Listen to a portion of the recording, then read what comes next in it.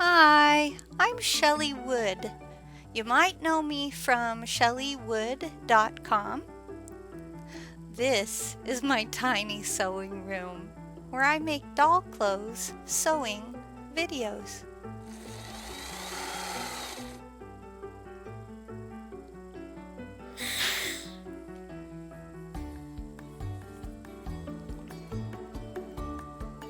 Today I'm going to show you how to make a ruffled skirt for 14-inch all the way up to 18-inch dolls like the BFC Ink dolls, Hearts for Hearts girls, Wellie Wishers, vintage Crissy and vintage Velvet dolls, and a number of other dolls in this size range. Before we begin, please go to shelleywood.com to locate and download these 3 PDF patterns. There's a link in the description below on YouTube to help.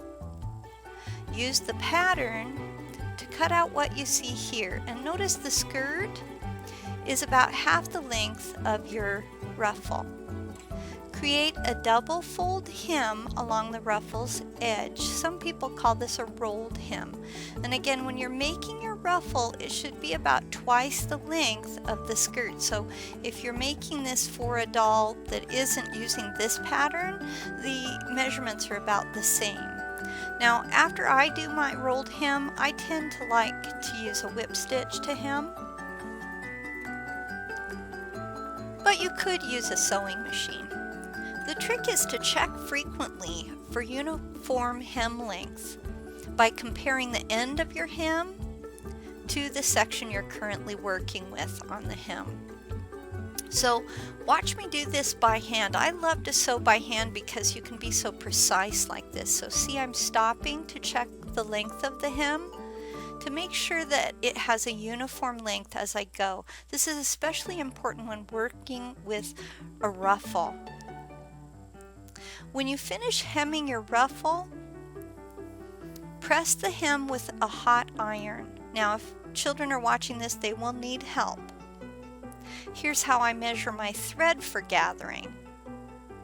So I take my thread, and this of course won't work with a human size skirt, but it works great with doll skirts. I measure the length of the skirt fabric twice. And then I add a little bit more thread to make sure I have enough for a knot. And then I cut it close to the thread spool. And that way I can gather the ruffle. Now, if you need help with gathering, I do have a tutorial. There's a link to my gather tutorial in the description below this video on YouTube. But here we go, just to kind of see how gathering works. You just go in and out with your needle and thread, in and out, in and out. And as you go, I like to keep my gather stitches fairly tight. You'll find this is easier to attach the ruffle later. Measure as you work to maintain that same seam allowance. So again, I stop every now and then, you'll watch me, and I'm measuring to make sure that, it's kind of hard to see in this sped up video, but I am taking my measurement tool and measuring to make sure that my seam allowance is accurate. Now when you get to the end, don't tie a knot. That's my trick. Instead, draw out your gathered ruffle and pin it to the skirt's edge, but still you shouldn't tie the knot. If you're using a printed fabric, at this point you need to keep your right sides together as you pin. So in this next clip you'll see that I have my logo on the underside of the skirt, so I'm going to flip it over so you can see the top side of the skirt, and then I'm going to lay the top side of the ruffle over this. Now notice I'm keeping that needle and thread attached as I work with the ruffle, and yes, your ruffle will curl. That's normal.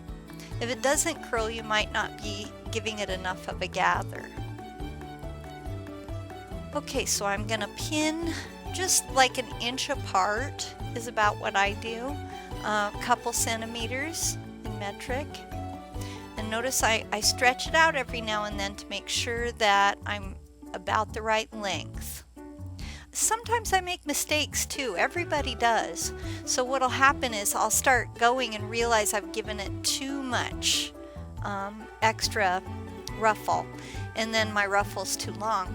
So you just have to kind of back up and redo your pins. You have to unpin and repin all the spots that you were a little bit off on. But it helps to keep looking at it as you go. Just keep adjusting and making changes until you feel comfortable with how you've done your gathers. Now once you get to that end, I still don't tie my knot until I've really attached the ruffle. You could attach the ruffle with a sewing machine, of course, but I like to stitch by hand just because of the accuracy. It's with dolls, you need incredible accuracy. So again, I don't usually tie a knot in my gathers until I've almost finished stitching that ruffle to the skirt itself. And I use a backstitch when I attach a ruffle. Again, I have a tutorial for that. Alright, so here I am doing my backstitch and attaching the ruffle. Once I'm sure the ruffle fits, that's when I knot my gathers. So about the time I start seeing the end of it, then I can knot the gathers. So here I am at the end. You can see another needle on the table. It's under my hand. Okay, now I'm going to knot my gathers because I'm comfortable with where my ruffle sits. And that makes for a really pretty ruffle. I don't expect everybody to be as precise as I am, but that's kind of how I do it. Press the raw edge of the gathers and then do this on both sides to force the ruffle to kind of stick out from the bottom of the skirt. Create a casing at the waist of your skirt, and here we see a step that we do with most skirts, and I do a sort of a double fold with the second fold being deeper. We call that a casing. If you need help creating a casing, yes, I have a tutorial for that too. So look in the description below this video on YouTube to see my casing tutorial, which teaches you all about how to make a casing. But again, you know, I'm real careful and I like to check to make sure from time to time that my seam allowance is exactly the same. And these are really fast videos, so sometimes, but there I am, see, checking to make sure that they're the same. It helps to make sure your casing, to measure your casing as you go, just like you did with the ruffle, because with dolls, you really want measurements to be correct. Now measure your doll's waist for elastic, cut the elastic to fit your doll, and attach a safety pin to one end of the elastic. There are other ways to do a casing, but that's my method. Send the safety pin through the casing, and you'll see me doing that here. I'm using a 1/4 inch elastic with a 1/2 inch casing, so there's plenty of room for the elastic in the casing. Some people are more picky than that, and we'll try to get that 1/4 inch casing with the 1/4 inch elastic, but it's for play, so I don't care if it looks perfect. Use straight pins to hold the elastic in place as you work with it. So I'm pulling my elastic through that 1/2 inch casing, and then I pin it, and then I fold the skirt in half with right sides together. Now I stretch it a little bit to make sure that elastic is even.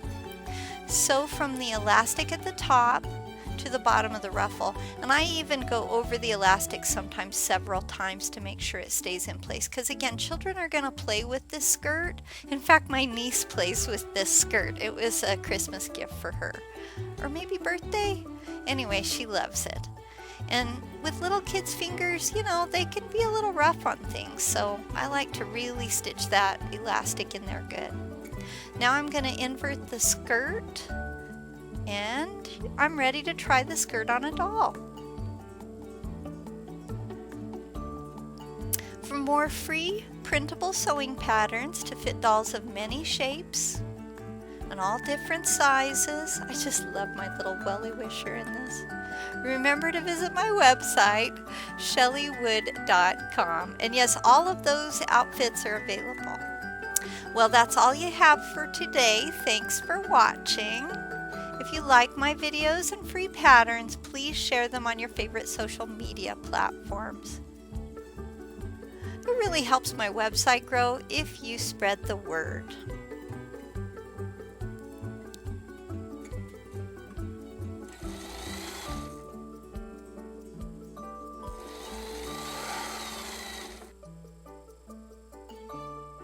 Bye.